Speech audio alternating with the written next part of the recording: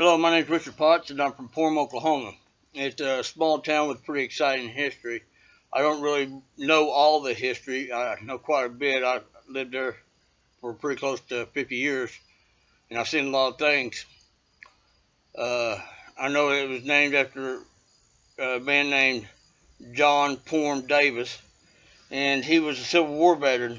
He also served on the Cherokee Nation Council, and he was a rancher. And Porum has a lot of range for grazing cattle and stuff like that, and we had range wars back years ago. And while I'm way too young to remember the range wars, I do remember going to Belle Starr's grave and stuff in Younger Ben. I remember going to some of the houses where the range wars, I guess, boomed, because the whole front of the house would be riddled in bullets. Uh, When I was a young child, I was 1965 is when I was born, and I remember that when I was about 5, 6, 7 years old, that the Vietnam War was starting to end, and the fellas was coming back, and they just really didn't know how to act normal, and there was fights, gunshots, and all kinds of activity all up and down the streets. And I remember my grandmother and grandfather had a cafe, and they would rushed me out the door when it started to get dark and started heading me to the house.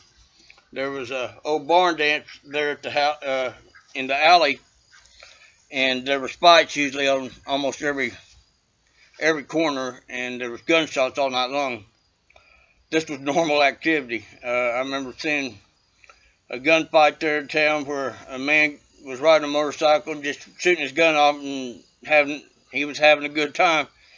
And apparently he crossed the line, and the policeman pulled the car in the middle of the road, and they had a gunfight. And I remember seeing him sprawled out on the floor. I don't remember who all else died, but I do know there was a big gunfight. I was a little kid, and I was walking down the street, and I seen the lady come walking down the street in front of my grandmother's cafe, and I was following her and talking to her about her guns because she was carrying 2 pistols.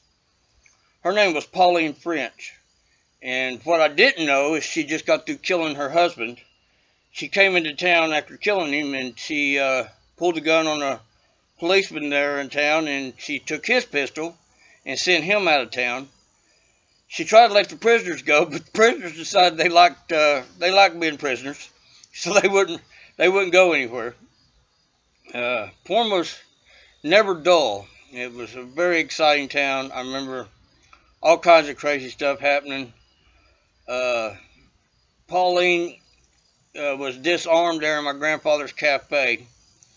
A man named Bill Reynolds befriended her and said, hey, I'll help you take over the town, blah, blah, blah. And then when he got close enough, he disarmed her.